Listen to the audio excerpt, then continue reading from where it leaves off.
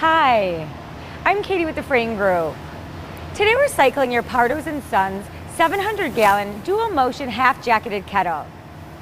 The voltage on the agitators is currently set to 3-phase 480 volts.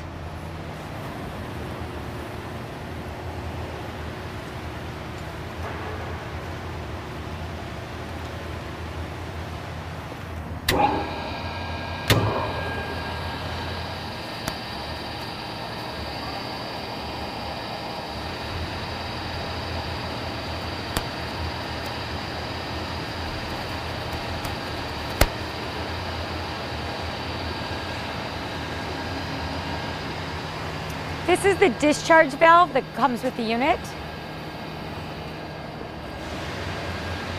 We've also pressure tested the jacket, and it's currently holding just under 100 psi.